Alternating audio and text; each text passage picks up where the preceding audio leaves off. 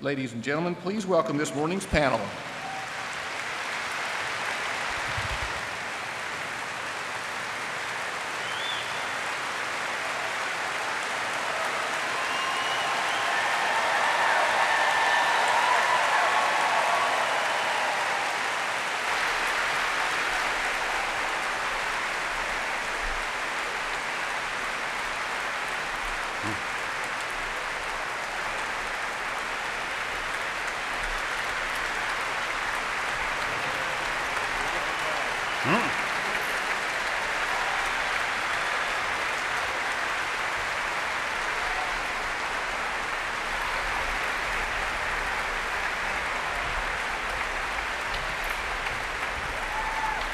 Thank you. Glad to be here with you. This is better. Again. Yes, my brother, yes, thank you. Thank you.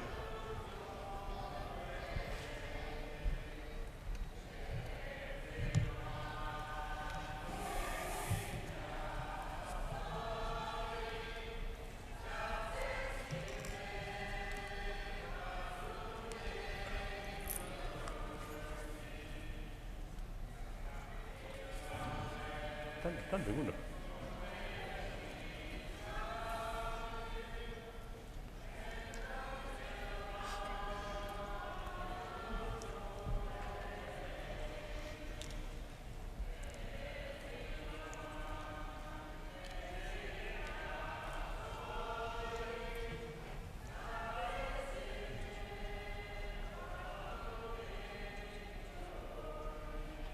Thank you.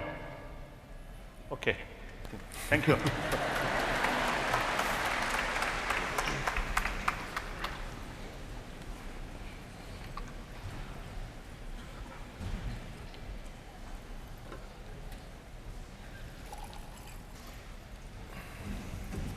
Good, thank you, dear. You're welcome. Good morning, ladies and gentlemen, and thank you all for coming. We have an exceptional panel assembled for today's historic discussion on nonviolence. This is an extraordinary opportunity to hear from some of the most famous proponents of nonviolence in the world. Dr. Sidney Burris is going to provide a more thorough introduction of our guests momentarily. But I personally, on behalf of the university, want to welcome Dr. Vincent Hardening, Sister Helen Prejean, and His Holiness, the 14th Dalai Lama, to the University of Arkansas.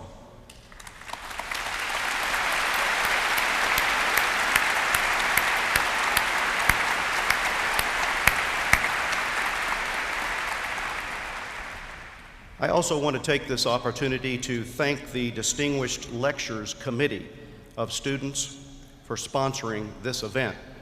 And we have a number of the members of that committee with us today, and I would like to ask them to stand and thank them for making this possible. Would you please stand, members of the committee? Thank you.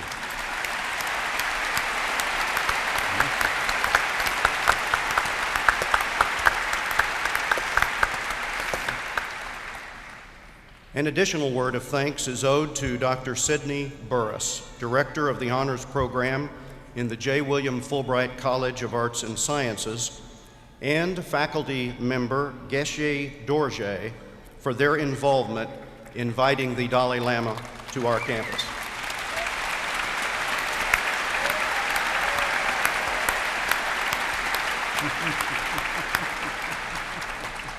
Ladies and gentlemen, if they had not been in India working on the Tibetans in Exile or text project with our students, I'm not sure we'd all be here today.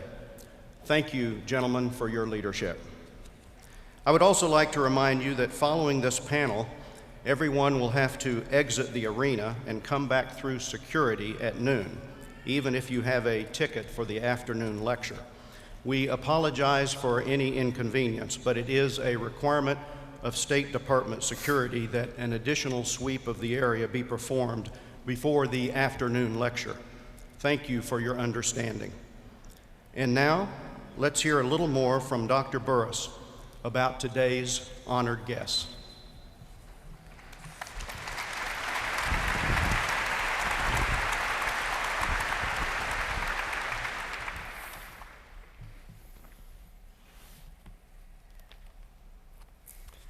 Good morning. Thank you, Chancellor Gerhardt, for your kind words. Before I confront the daunting task of trying to introduce these three individuals, let me add a couple of things to what our Chancellor has already said. None of this would have happened without my friend and my teacher, Geshe Dorje, a Tibetan monk who left Tibet in 1959 and whom I brought to Arkansas in 2006. His presence here on this campus has been simply transformative. Thank you, Geshe, wherever you are.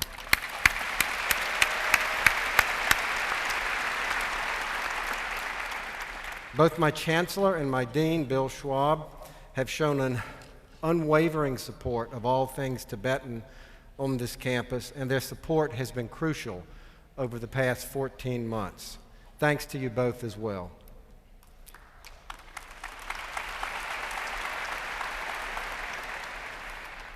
To my co-chair, Melissa Banks, who does not know the word impossible, and to my good friends, Bill Sims, James Owenby, and Karen Chakowski, whose hard work and intelligence over the long haul I've come to rely on, many, many thanks to you as well.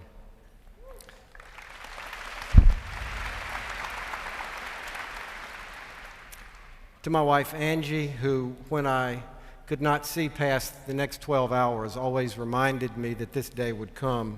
Thank you very much.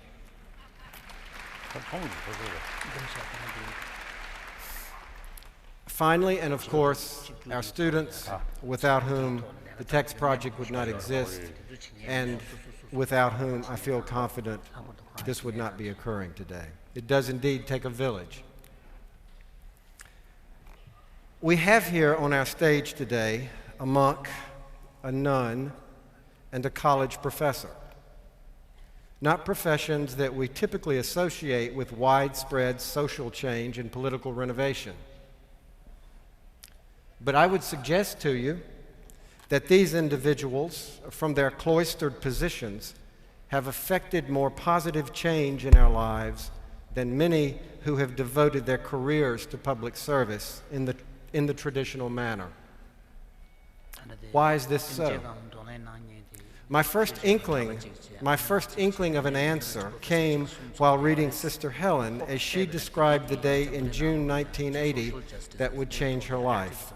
She was listening to Sister Maria Gustinillo as she lectured to her community, and she was urging direct action with the poor.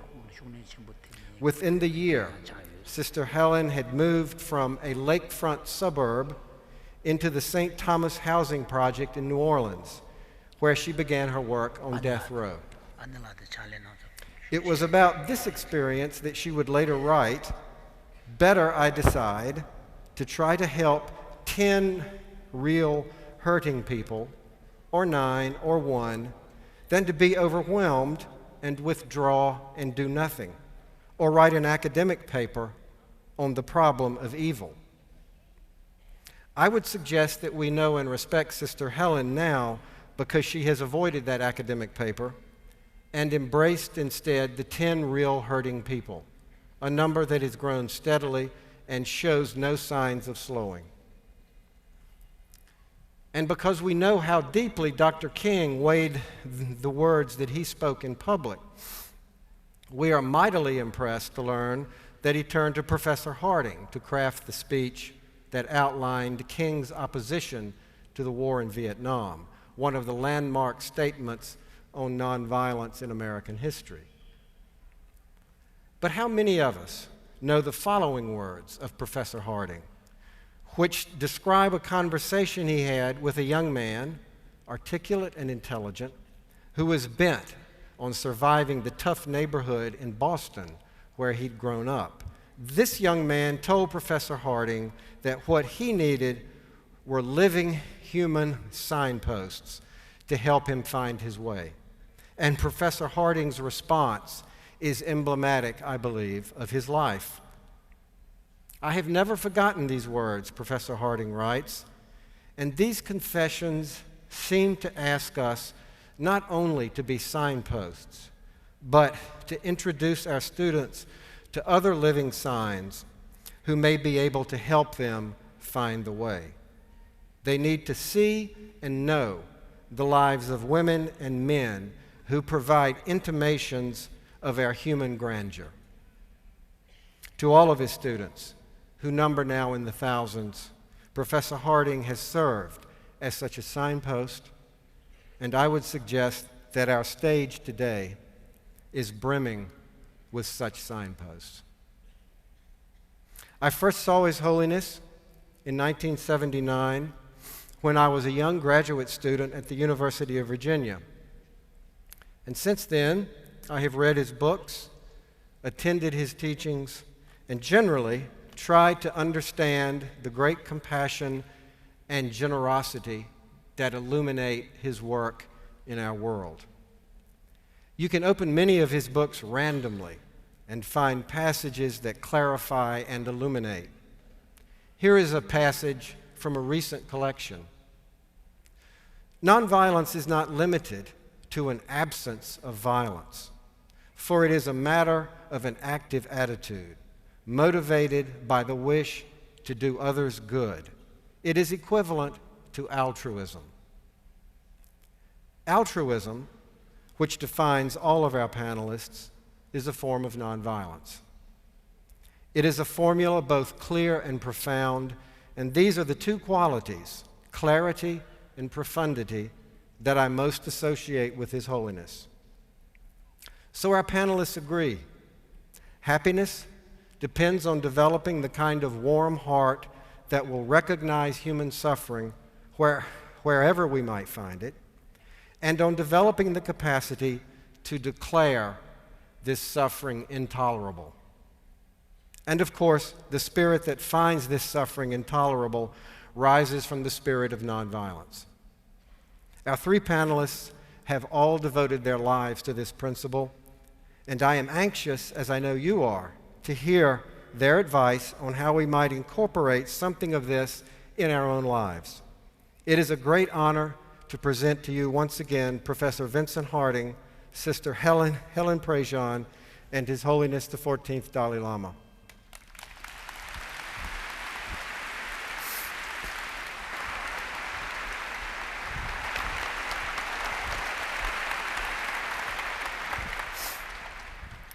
Now, a word about how we intend to operate here today in this conversation.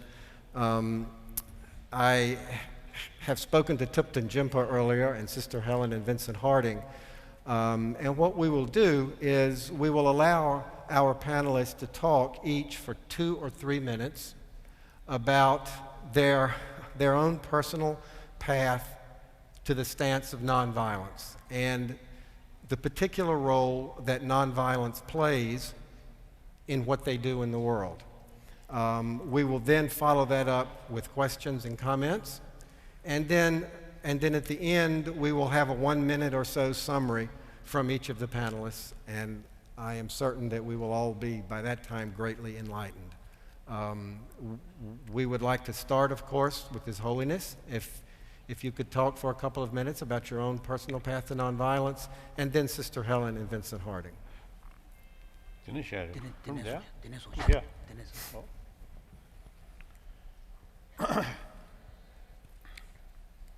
Good morning, everybody. Good morning. Indeed, I am very, very happy. I think this first time I think come this state. I think this city.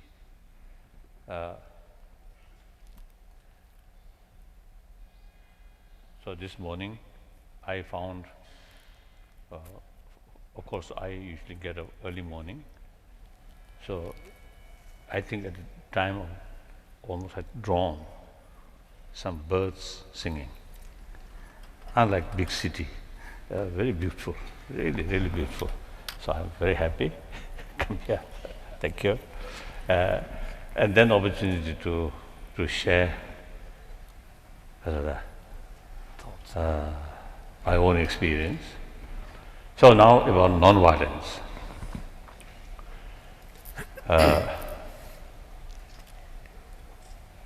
Firstly, we human being is social animal. So individual sort of survival depend on the rest of the community. So there must be some sort of force in our emotion to bring together. So that is compassion, human affection. Then secondly, the way our lives start. We come from our mother. And not like some other species, like some turtle.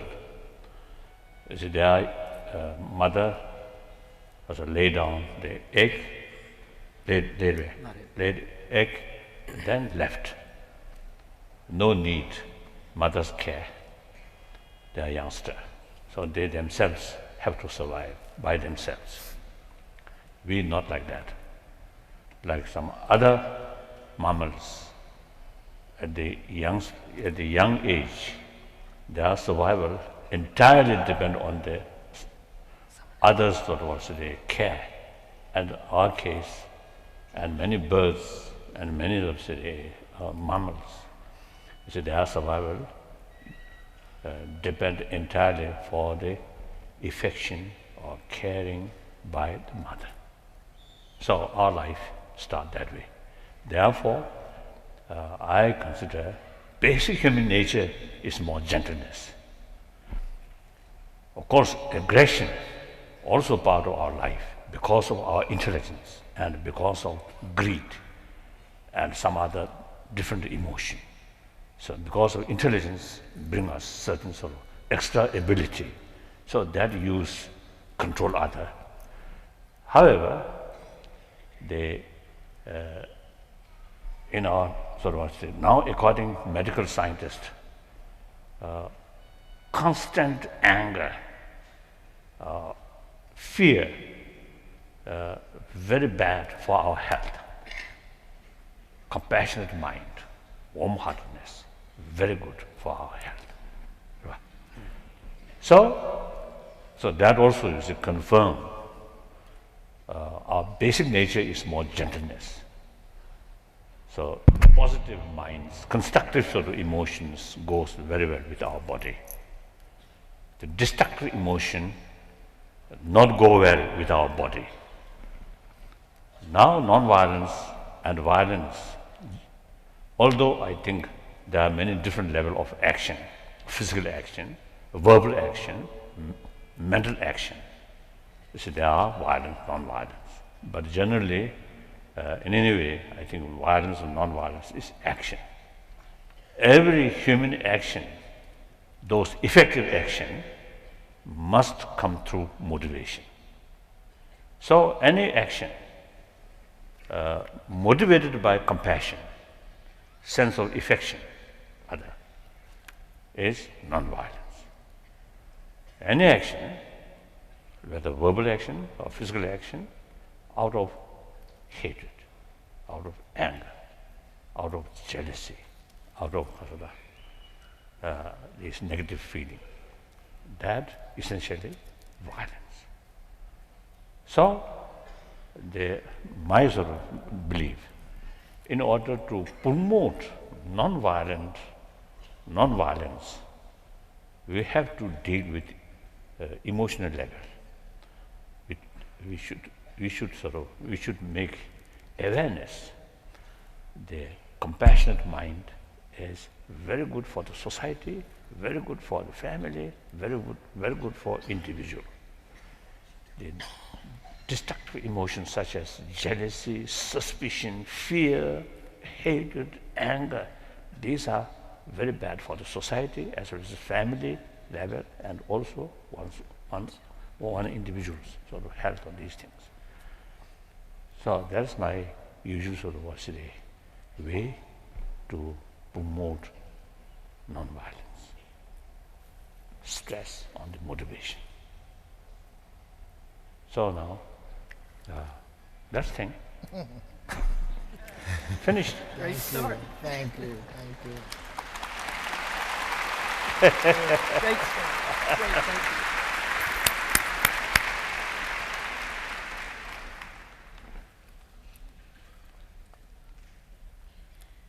My path, awakening to nonviolence, or what I call, or what Gandhi calls soul force, resistance to what is wrong, trying to help create what is new and not to be passive and overwhelmed.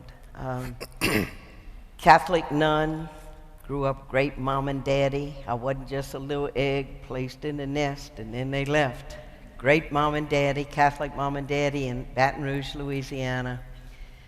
And to give our life over to God was prized in our family. And I became a nun, great support, mom and daddy, my sister Marianne sitting in here today.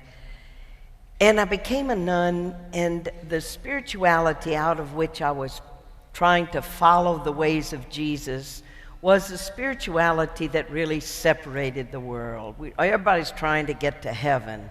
So people have to suffer here. Well, one day they're going to have a great crown in heaven. And I was separated. We became nuns and cloistered ourselves, so I was separated from the world. And living out in the suburbs of New Orleans,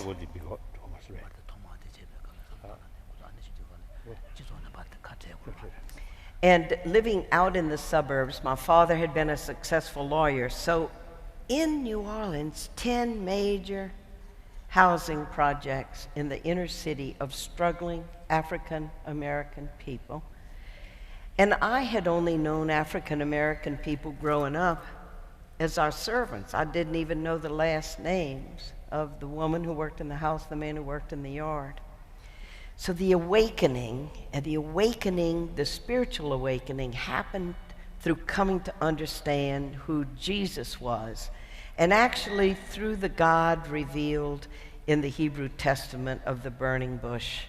That one of the first revelations in the Hebrew scriptures of the heart of God is, in the burning bush to Moses, I have heard the cry of my people. And I realized that here I was in another world, here was the inner city, and I woke up. And the awakening was such a grace. I'm grateful to this moment that I woke up. And then what you talk about, Your Holiness, the motivation to act. Because consciousness, when my consciousness changed and I realized I don't even know those people, I moved, I acted, and lived in the presence of African American people in the St. Thomas housing projects who became my teachers.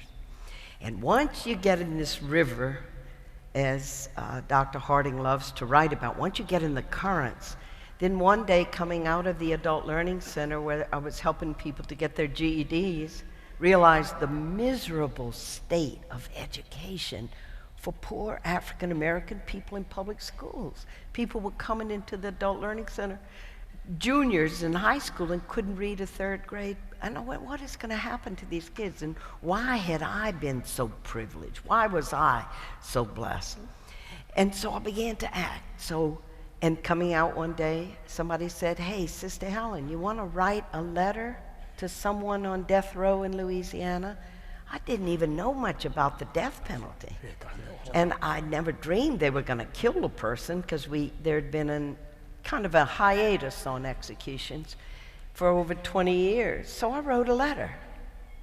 And he wrote back. His name was Patrick Saunier, and he changed my life forever, because 2.5 years later, I am in the killing chamber when the state of Louisiana electrocuted him to death. And he, in compassion for me, had said, Sister, you can't be there at the end because it could scar you. And I said, strength. I said, no, Patrick, I don't know what it'll do to me, but you are not going to die.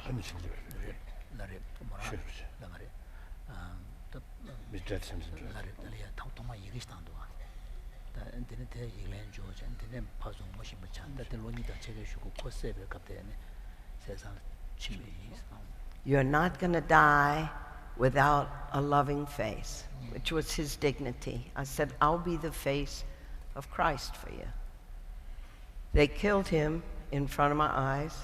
I left the execution chamber. It was in the middle of the night in Louisiana. I vomited. I had never seen a human being killed. And that motivation, that fire, I realized at that moment, it was in the dark, and I thought to myself, people are never going to see this. When the state kills, it's a secret ritual. It's behind prison walls, and people don't see or hear the last words. They don't see it, so they're caught in, oh, he did that terrible crime, he deserves to die. And my mission was born at that moment. I must tell the story to awaken people, to bring them close to this. Then that brings us to the other side was, why was this man killed? What crime had he done? He and his brother had done an unspeakably terrible crime. They killed 2 innocent teenage kids in cold blood, shot them in the back of the head.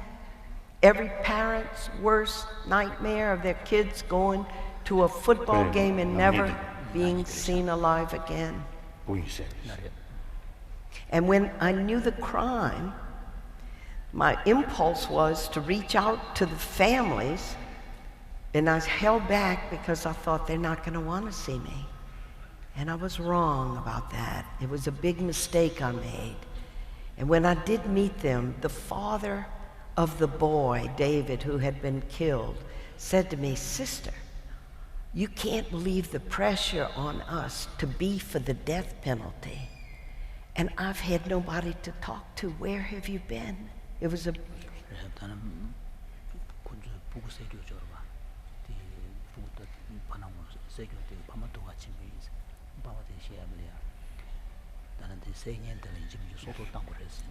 Yeah. Like there are other people here too.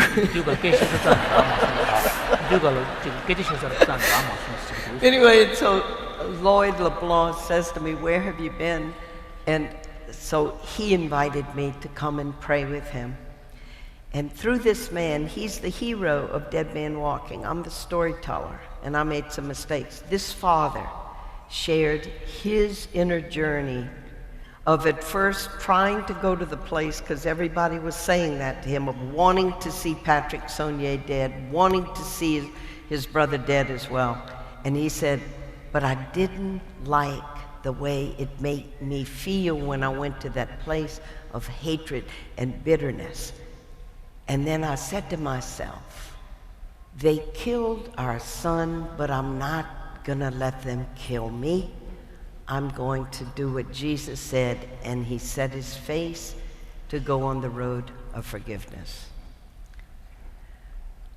Around this country, telling that story, it's very important in this journey when we deal with our outrage that we feel when innocent people have been ripped from life.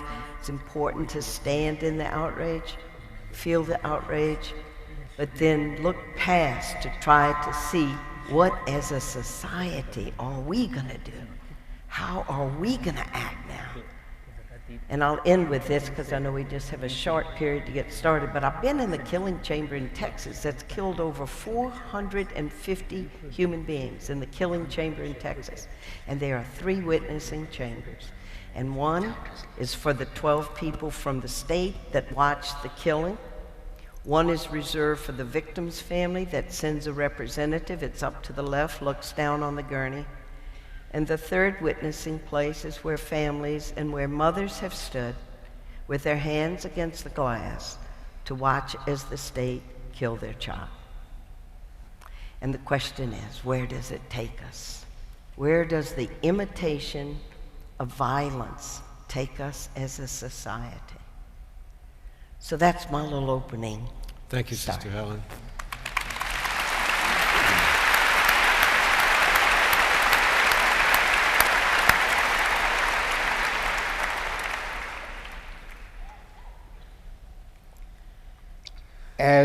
oldest member of this panel,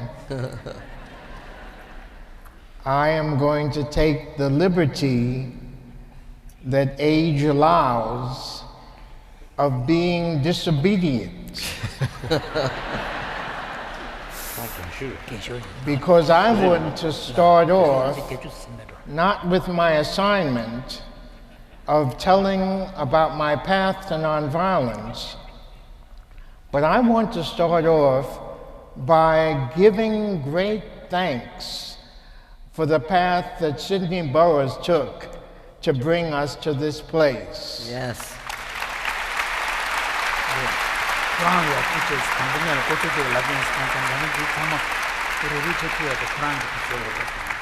When I heard the story of how long he has been working on making this a possibility, I was deeply grateful, and I knew that I needed to testify to that.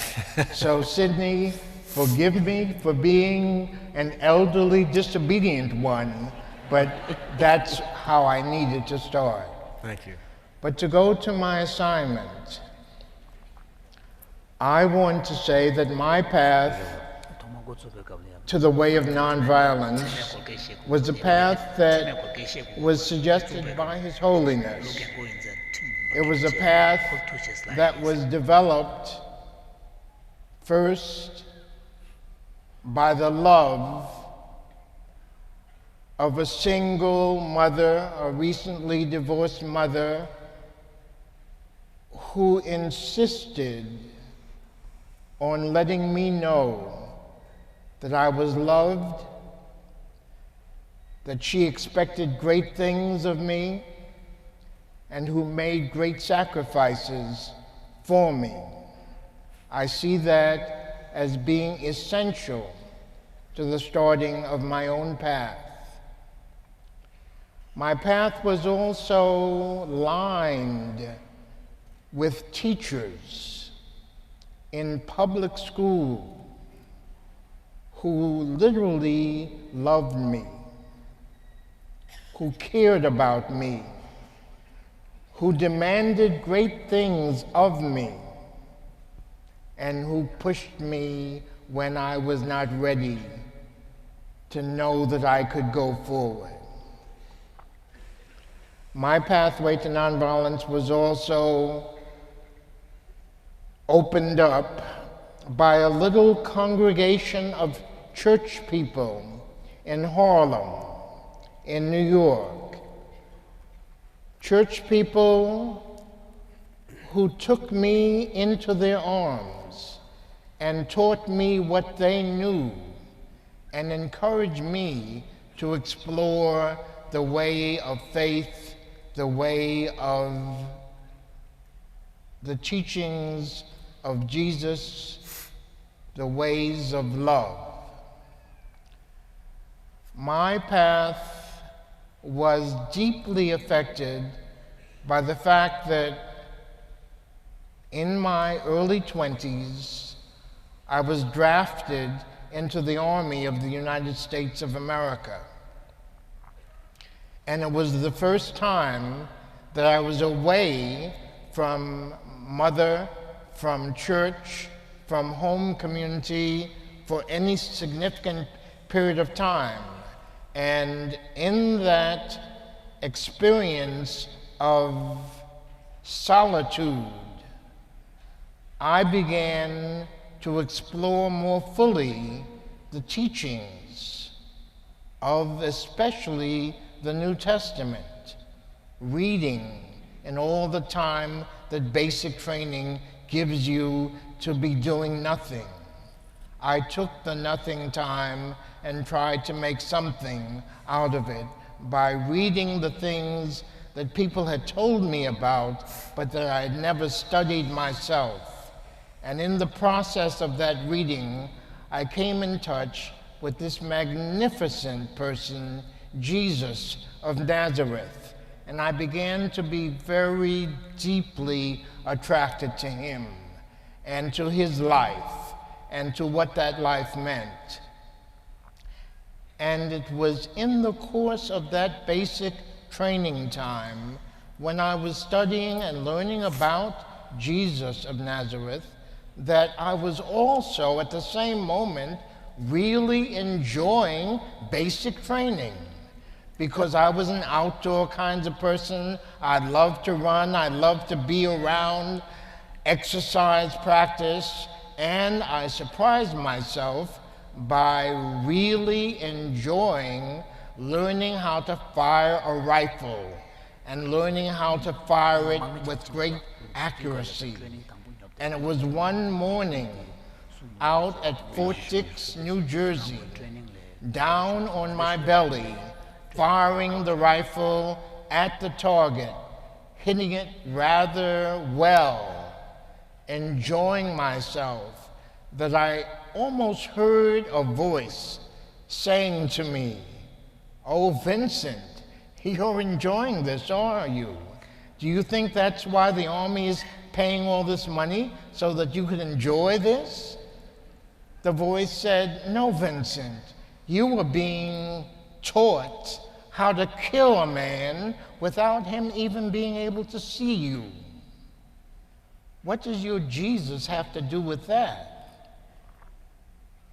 It was at that same period that I was being taught how to use a bayonet, that long, sharp knife at the end of a rifle that was used in those days. And I was trained how to immediately slash out another human being's bowels without him even knowing what was happening to him. And again, in strange ways, in that moment, I heard the song that I had been singing in my church school for many, many years, "Jesus loves the little children." And again, a voice came to me saying, "So that's it. Jesus loves the little children, all the children of the world, Vincent. But when they grow up, and when your government tells you that they are your enemies, Jesus loves the little children, but when they grow up, you're going to cut their guts out because your government says that that's what you need to do."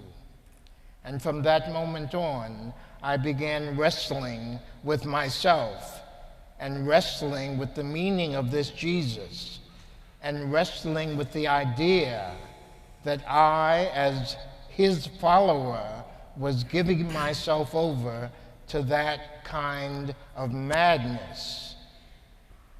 And so I, from that point, essentially became a conscientious objector. And it was in the process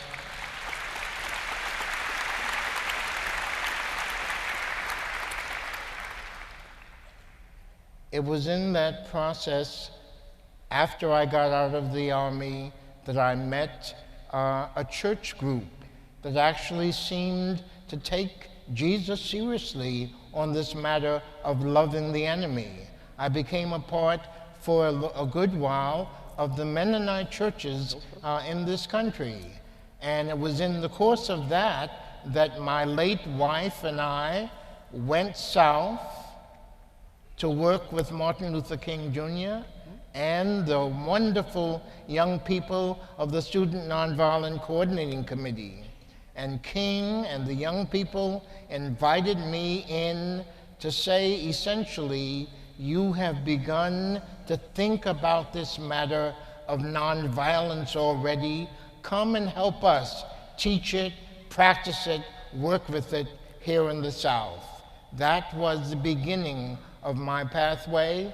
I met many magnificent human beings who, without any great study, any great teaching, came from the depths of their hearts to know that they could never create a new American society if they allowed hatred and anger to overcome them, even though they were understandably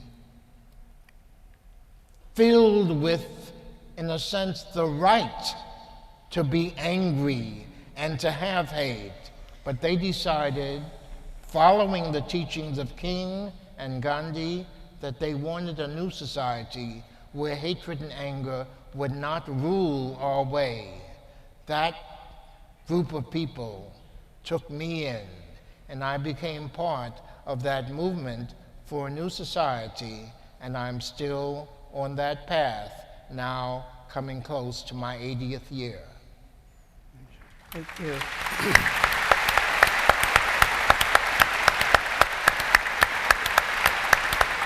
Thank you very much, Professor Harding, Sister Helen, Your Holiness. You mentioned something in your last comment, Professor Harding, that I would like to follow up on and have all of our panelists respond to it. His Holiness will recognize this quotation.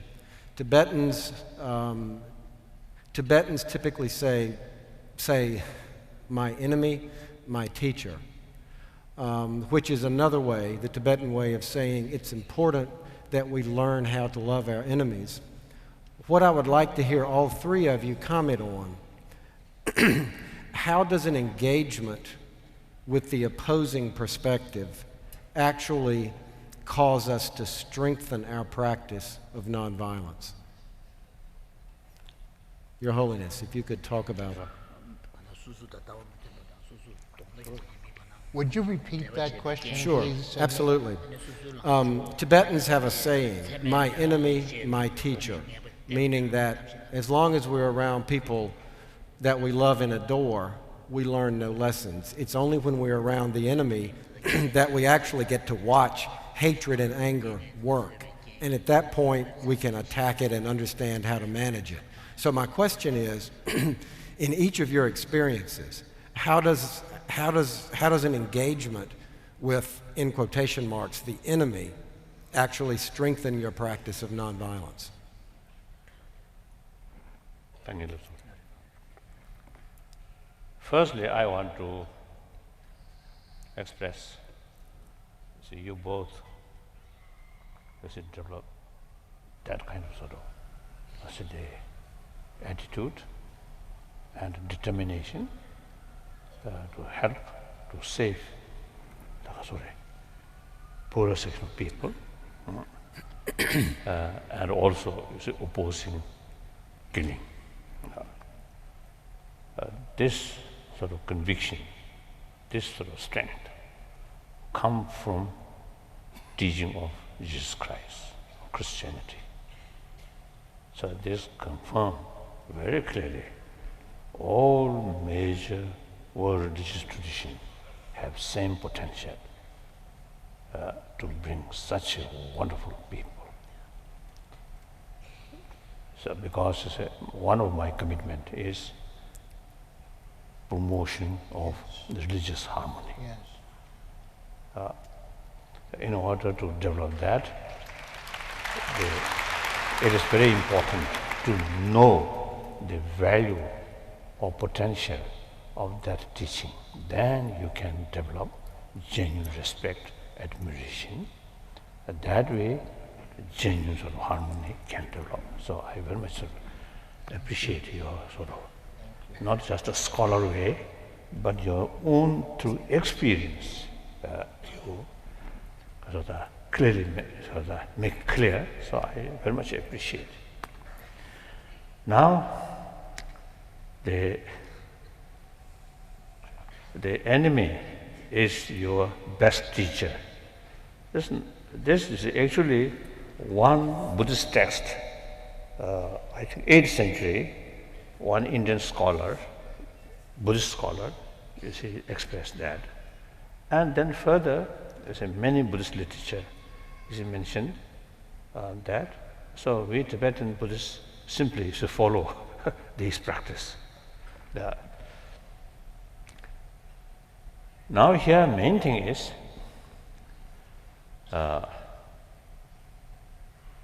firstly the concept of enemy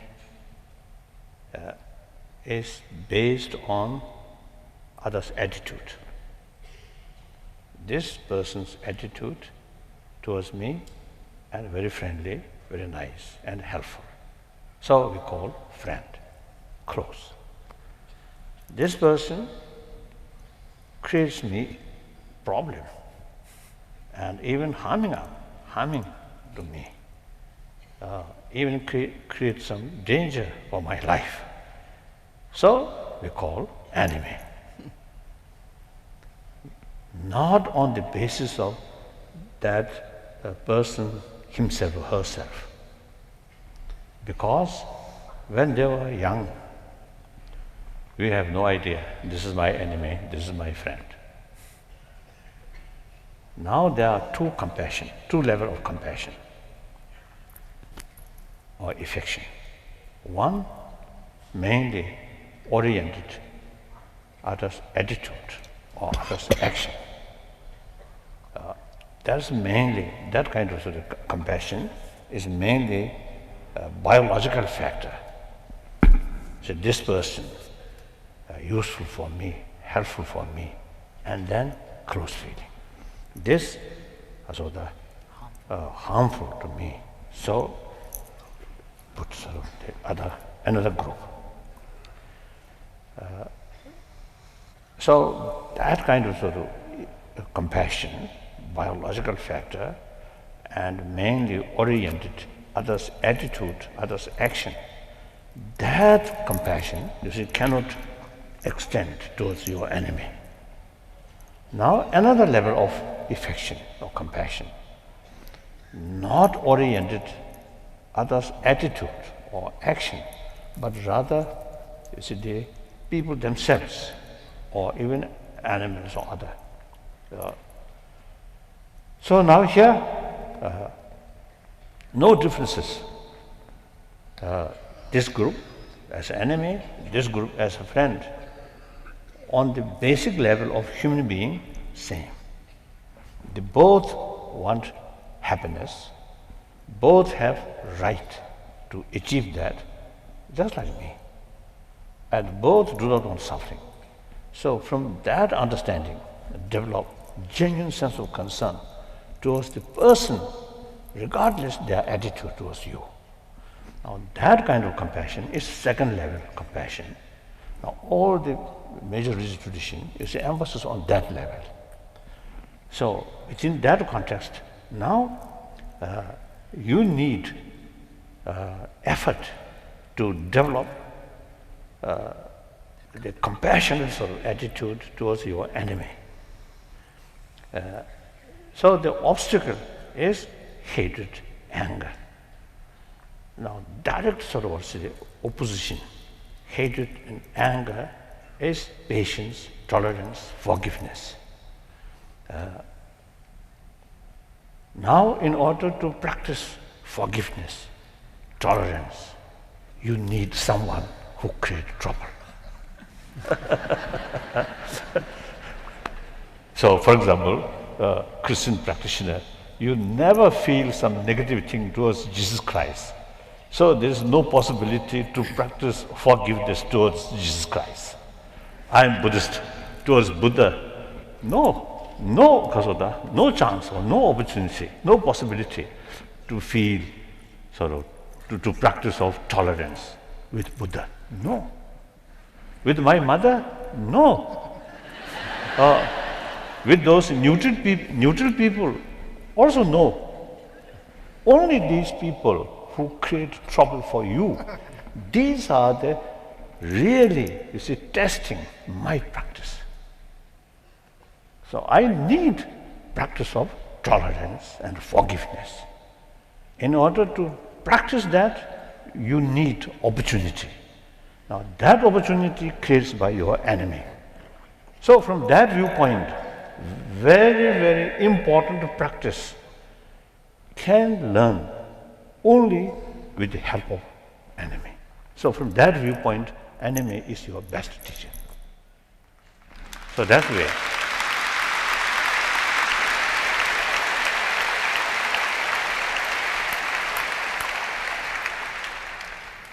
Sister Helen, excuse me. Go ahead, Your Holiness. then I think I want to make clear, some people, including Tibetan, also you see, including some Buddhist, also you sometimes feel if you really forgive give because of the forgiveness to your enemy, regardless their sort of bad sort of attitude, then that means almost sort of you bow down, right? Bow down the enemy. This is not the case. We have to make distinction. After action. After is concerned, now the enemy, after is concerned, it deserves our love, our compassion, our sense of concern. As far as the action is concerned, if necessary, we have to take countermeasure to oppose, to stop their wrongdoing.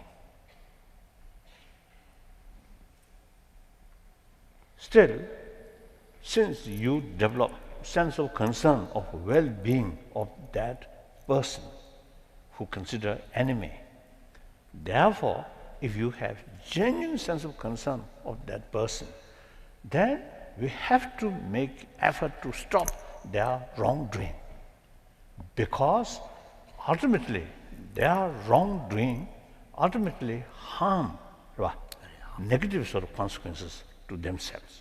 Therefore, out of concern of their well-being, try to stop their wrongdoing.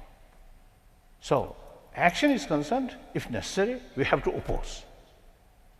But the actor side, we must keep our compassion. So there are, as a distinction.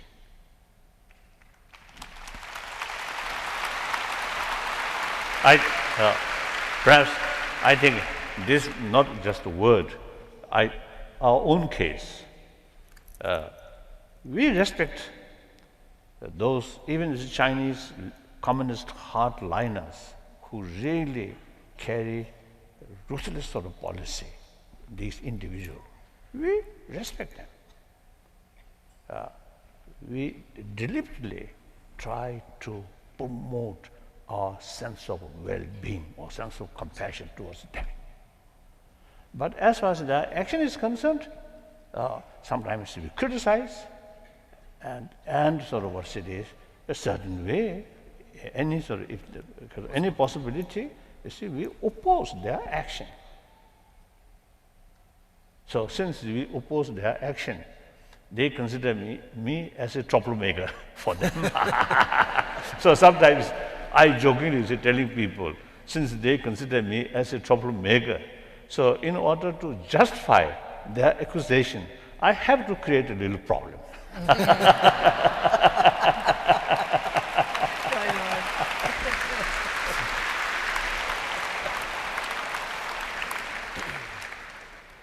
So now important is this practice, immense benefit to yourself.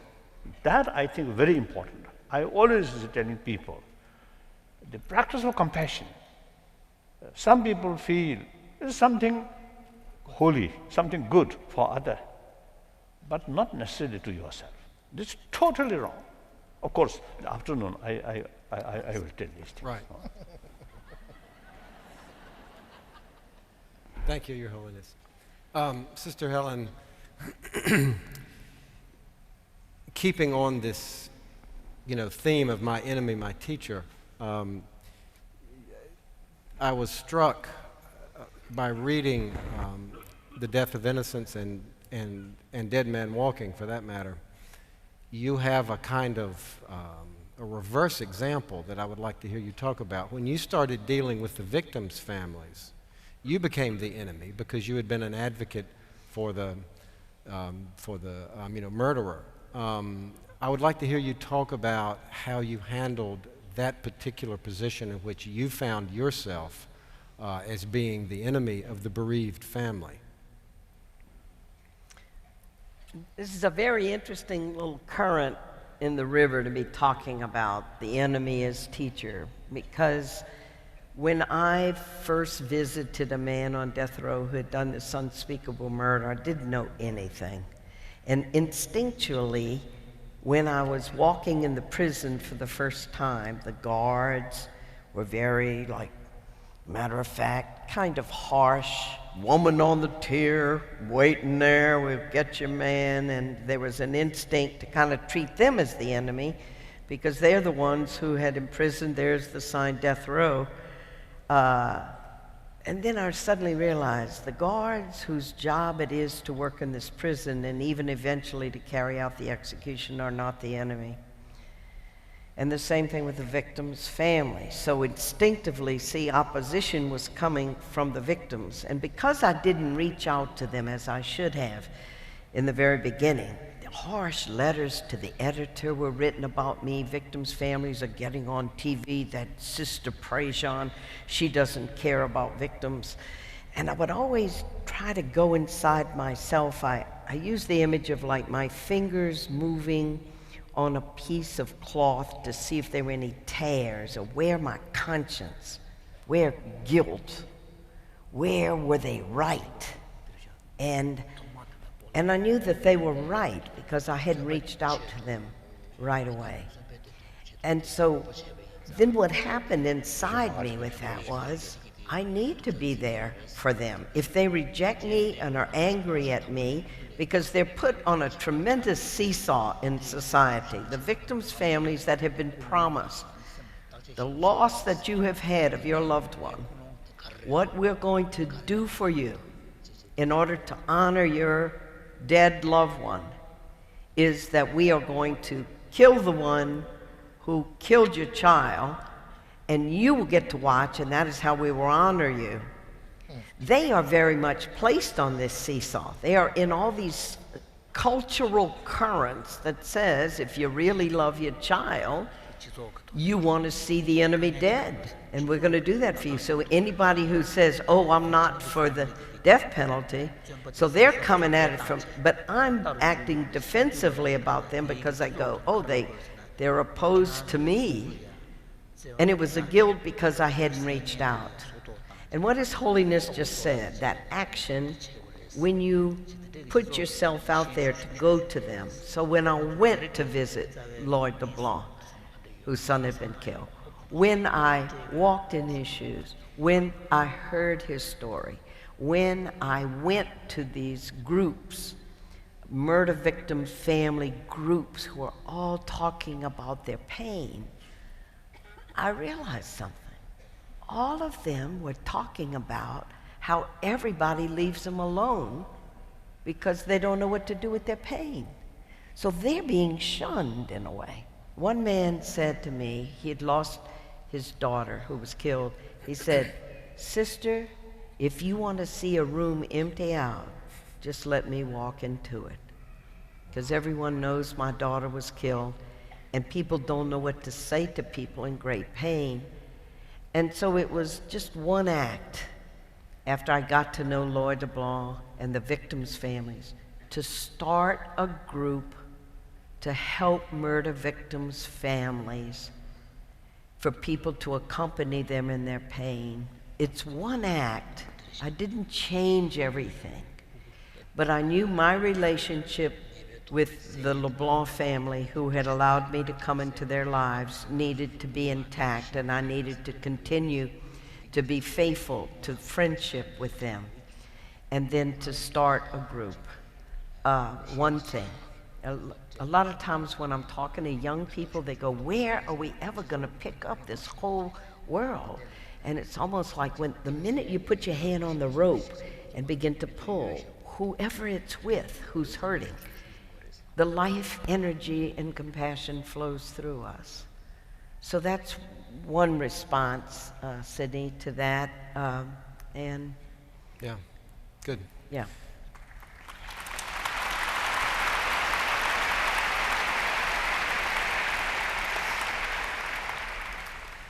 Professor Harding, I have always been struck by longevity of all types. And clearly you're a living example of that. And when I was able to hear you speak yesterday about traveling down into the South in 1958 with a religious group composed of blacks and whites, and when I think about your your initial engagement with Dr. King in '58. You met him in Montgomery, Alabama.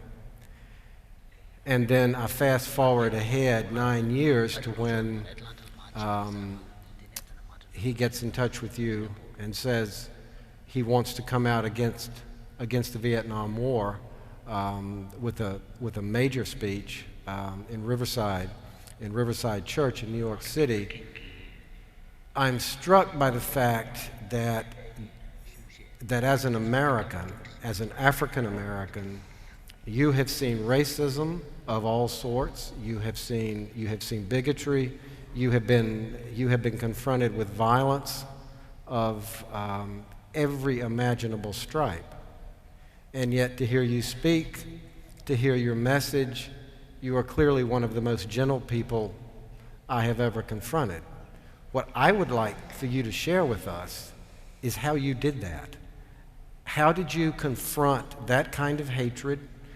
And it was highly organized hatred, and it had the power of the government behind it at times. And just as the victim's family is out there alone, you too have been out there alone. How did you stop yourself from hardening into the easy solution of hatred and animosity toward your enemies?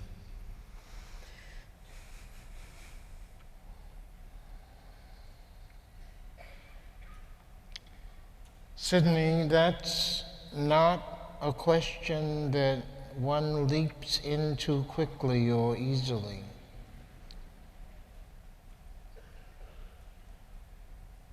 I think it goes back to the initial statement that I was making, and that is that I was never in any of these situations of danger, of fear, of hatred, I was never sensing that I was alone. For one thing, I was coming as someone deeply fortified by the love that I had received all my life. I was also coming, especially in the southern situations that I was a part of, I was surrounded by other people who were loving and concerned and convinced that we had to do something to bring about a new society. In a sense, we did not have time to allow hatred to take its place in our presence because we were busy dreaming this.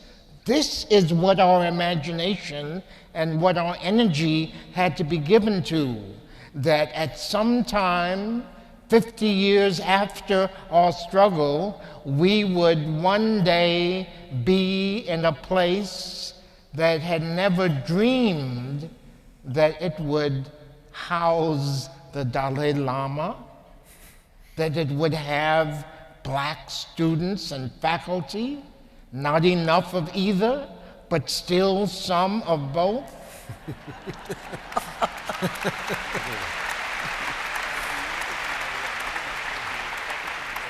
What I'm saying, Sidney, is that our minds and hearts were too full of the dream, of the possibility of what this country could be, what this South could be, what we together could be. Hatred would only push us off that forward path.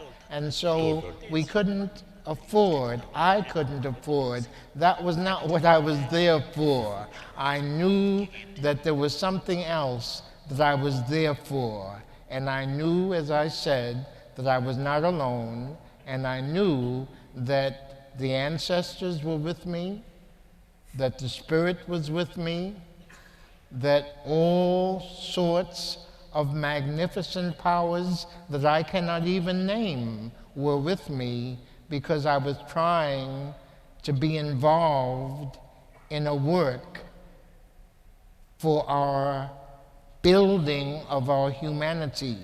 And I'm deeply convinced now, even more than I was then, that when we are involved and commit ourselves to the building of humanity, then all kinds of forces that we never dreamed could be available to us become available to us, and we are able to do much more than we ever dreamed we would be able to do, including not giving in to hatred.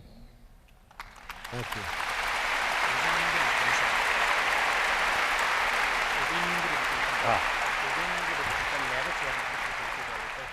Yes, Sister Helen.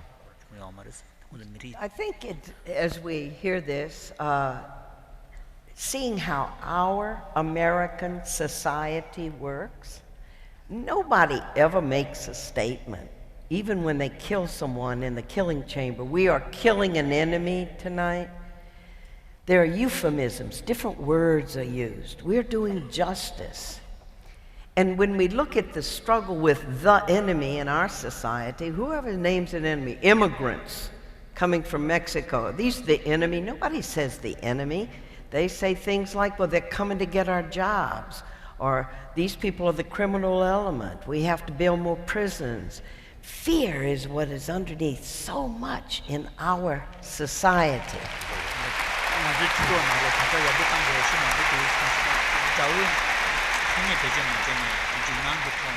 With this added element, that so much of our news about each other we get from TV.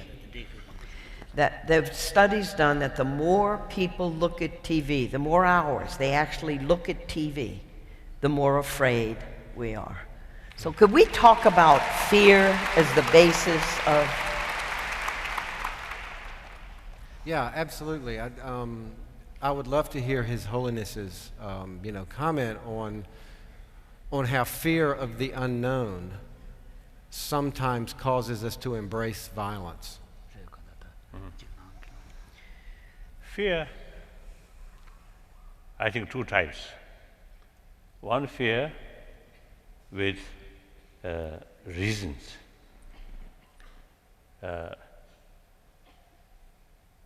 When I was in some area in India where the malaria mosquito there, then of course out of fear, a little bit cautions. It is good, necessary. Then another kind of fear is just your own, I think, basically mental projection, and that also the mental sort of state or emotional sort of system is such more self-centered attitude here, more fear, more anxiety, more stress. Oh? Louder. They need you to project your voice. Oh. I think this sound, I think, sufficient, I think, should be sufficient. Or in any way, the fear, there are two levels, or two kinds. One, fear with reasons. If mad dog come, and fear is necessary, or to protect yourself, or to avoid. When mad dog come, ready to bite, if you still meditate compassion, it's rather foolish. So then another sort of kind of fear, mainly what to say, mental projection. There are many sort of when we talk of fear as a part of mind or part of emotion. So the system survey, the world of emotion, you see, there are many other emotions interconnected. So fear, usually the mental projected sort of fear Of course, every fear, I think dog coming in, this self-cherishing, it's reasonable. Usually I describe selfish is part of our nature. With that, we survived. Without that, remain like robot. We cannot survive. So therefore, it is, because of the right. But I usually see telling, we are selfish, but should be selfish with intelligence, or selfish. Wise selfish is much better than foolish selfish. So here, now the too much self-centered attitude brings more fear, more suspicion. So this unnecessary sort of suspicion or fear, you see, they based on suspicion, distrust. That very much related with the other side. They develop more sort of sense of sense of real brotherhood, sisterhood. Look, every human being as a human brother, sisters, and everyone want happiness, do not want suffering. I'm one of them. And we are social, as I mentioned earlier, we are social animals. So the more the rest of the community happy, I get more happiness. There is impossible. There is no way to gain maximum benefit to oneself forgetting other. No, we are social animals. So the more sort of develop the sense of sort of genuine spiritual sense of human brothers, sisters there. And although maybe stranger, you never know, but still human being. If you smile, they also respond. If you show affection, generally they also return. So that way fear reduces, distrust reduces. So that's way if fear. Sometimes the people call individualistic way. Society, culture, more individualistic. Of course, the individual self-cherishing is the key factor. Very important, very right. But you see, too much that kind of narrow way of thinking, the self-centered or individualist. And then I think sometimes too much competition. Through that way, sense of too much competition, and through that way, more stress, anxiety.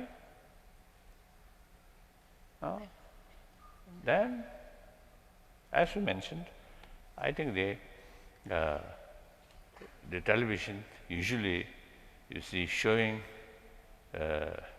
those things which more negative, murder, sex, or other these bad things. Of course, these become news. The good thing about warm-heartedness or certain action to serve other people out of sort of genuine compassion or warm-heartedness, these are not news. Right. We take for granted. Yeah. So then I think the play also you see some fighting. These little bit sort of also they excited, some kind of entertaining. So little way, I think some impact in our mind, a little bit sort of tough, rough, like that. And then these news, only bad side, then eventually people get the feeling we human being, basic nature of human being is negative. Some people describe aggressiveness. Yes, because of intelligence, because of human ability, but that doesn't not necessarily a description of basic human nature. I don't think. That's my view. Thank you, Your Holiness. I'm trying to keep watch on the time here.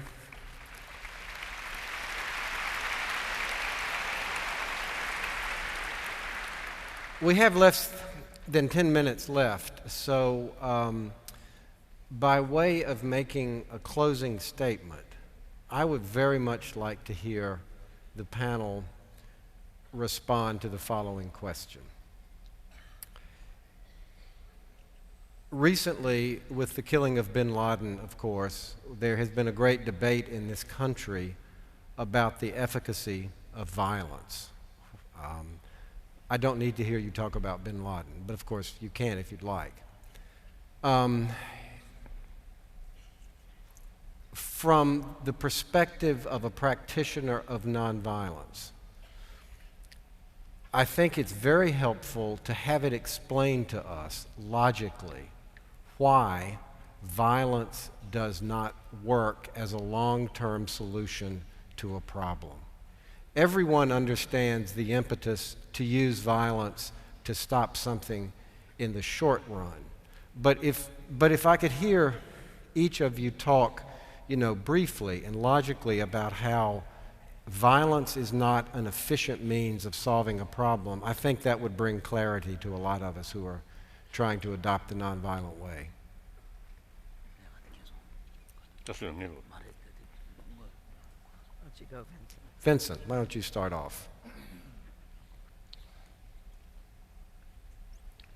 When I hear the example that you started out with, Sidney, the bin Laden murder, what came to my mind when I first heard about that was another situation of terrorism that I was very close to.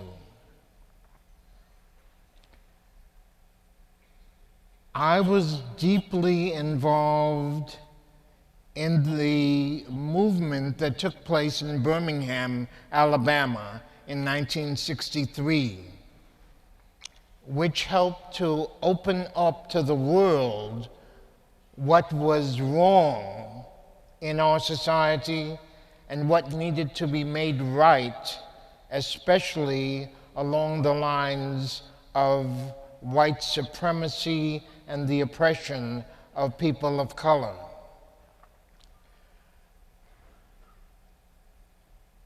You may remember that weeks after the March on Washington of August 1963, in September 1963, the 16th Street Baptist Church had a bomb placed at its base, near its basement, and the bomb went off. It was a terrorist act, and it resulted in the death of 4 young Sunday school girls and the injury to a good many other people in the church. What I remember is a conversation that I had with 2 of the most magnificent teachers of nonviolence that I knew in that movement. Diane Nash was one of them, and at the time she was married to another great practitioner, James Bevel was his name. Diane told me sometime after that terrorist explosion that she and Jim were in another state visiting another freedom worker when they got the news over television that that bombing had taken place and that those children had been killed. And as 2 of the deepest believers in the way of nonviolence, they nevertheless immediately said, we've got to get back to Birmingham, and we've got to find out who did that terrible work, and we've got to make sure that they never are able to do anything like that again. And they had great, understandable, some would say justifiable anger, and the move in them was for revenge and retribution. But as they sat with their friend thinking about that action,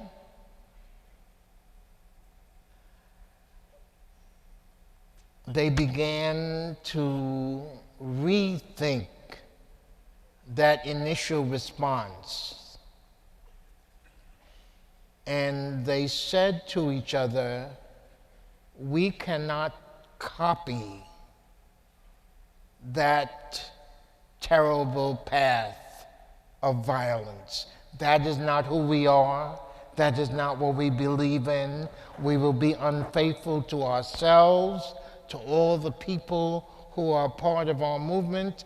We must think in another way about how to respond. We must respond, but we must find another way. And what they decided was that they would return to Alabama, but they would devote all of their time and attention and skills to the work that was at that moment just beginning in Selma, Alabama, where a voting registration campaign was going on. And they said, we decided that if we could really bring black people into the electorate to change those who are running that state, we can change the atmosphere, change the setting, so that the possibility of such terrorism will be reduced. And so they decided then to go to Selma to work on voter registration. And as you know, eventually that marvelous Selma movement ended up with that march from Selma to Montgomery. They had spent 2 difficult, costly, dangerous years working on the response to the death of the children. And what came out of it was the opening of another level of democracy in this country. And in a deep sense, the death of the children led not to the death of more people, but to the opening of new life, new possibility for this country.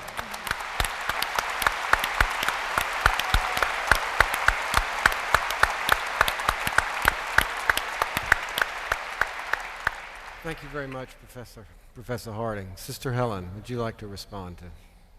Well, just seeing the time, the answer to fear of the enemy is for us to meet each other. And I believe the more we can connect webs, do bridges, have different kinds of people meeting, conversing each other, having breakfast together, crossing the boundaries, these invisible boundaries that have been set up in our culture. The university students going here, who are here today, you're in a little, you're in the environment of being at a university. You got the Razorbacks. You're there with your team. But who are the others that lie beyond us, who are different from us? And the more we can meet each other and begin to have those conversations, we will positively promote, I think, building community of peace.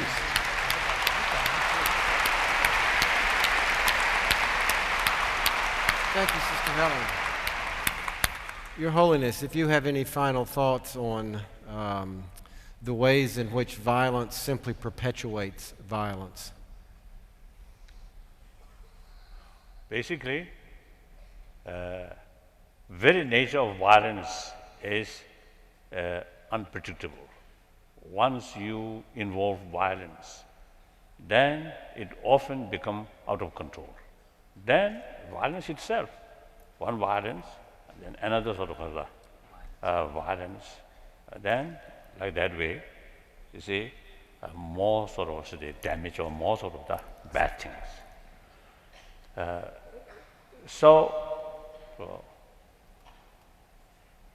I believe 20th century, I think a lot of violence involved. According to some historian, in the 20th century, the number of people who killed through violence over 200 millions. But problem not solved. I think that kind of action and also some other sort of exploitation also, I think, lay down the seed of hatred. Now divisions, sometimes it's the Arabs and here, and these things I feel. So in any way, now this century, I always telling people or request people, now this century should be century of dialogue. That's the only way, as you mentioned, meet and talk. When Bin Laden sort of problem, you see, started, some occasion, as a response to sort of questions, I express, if possible, meet him. If he not use immediately his gun, then meet him and talk, listen. What is his sort of reasons, you see, to complain these things? As a human being, I'm quite sure there could be some because of the openness. Then in any way, my personal sort of experience, I visited a few occasions in Northern Ireland. One time, the sort of organizer who invited me, they organized the victims of both sides together in one room. I think over 30, 40 like that. When I entered that room, very tense. Each person's face, I think, full of sort of sadness, anger like that. Then we start some sort of a conversation, and also I express some of my sort of belief. Then, after I think 1 hour, 2 hours, then we had meal together. The atmosphere completely changed. Then next my visit, again I met some of them, completely changed. Now very friendly each other. So I think your sort of the point is very, very right. Then death sentence. Since I'm my childhood, when Nuremberg trial, the Nazi leader already defeated, but carried death sentence in the name of revenge or something, justice. At that time, I think 45, I was very young, but feel very sad. Opposite, I think, victorious side. If there is some danger, maybe death sentence. So maybe as a sort of prevent further problem. But defeated people. Very sad. So then Saddam Hussein passing through death sentence. At that time, I think I was in Japan or Australia or somewhere. I also expressed, oh, sad. Now defeated. Old person, really completely demoralized.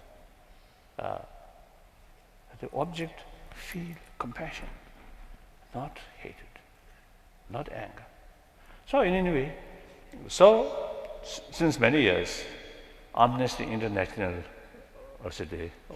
organization, they carry a movement, the Abolishing death sentence. So I'm one of the signatory. So I always oppose death sentence.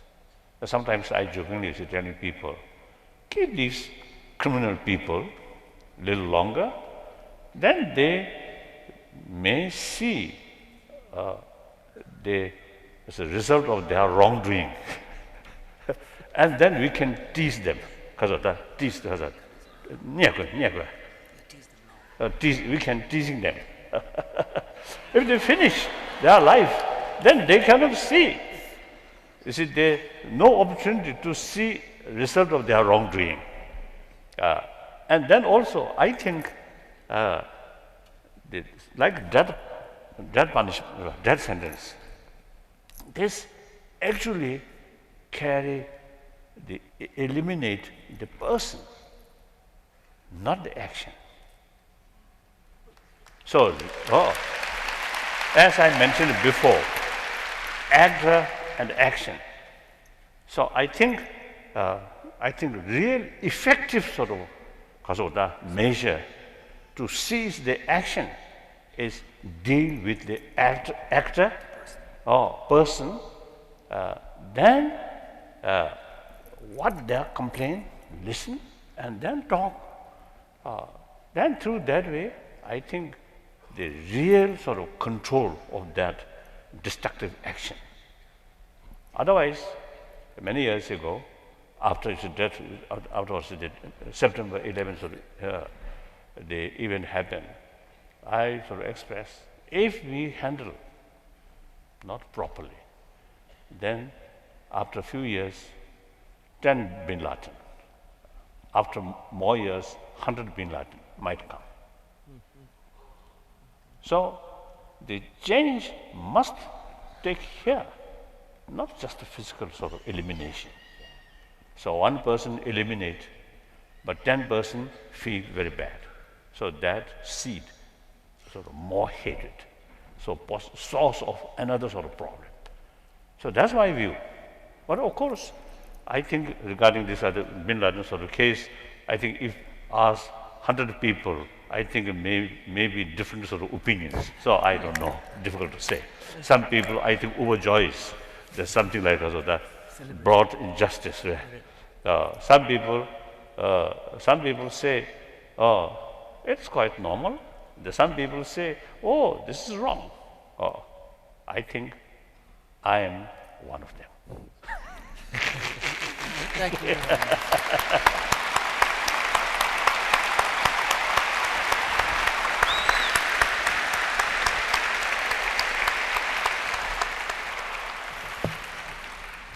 Well, that was absolutely wonderful. It exceeded even my highest expectations. And in my humble opinion, I believe we have just borne witness to what I am certain is a historic conversation. So let me thank once again Professor Vincent Hardening, Sister Helen Prejean, and His Holiness the 14th Dalai Lama. Thank you. Thank you, Vincent.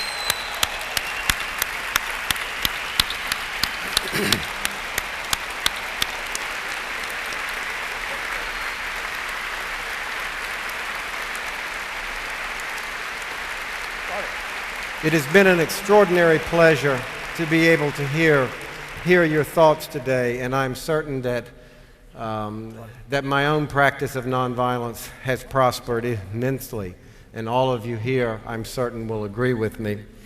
A few announcements. To those of you who are here for the morning session only, thank you very much for coming.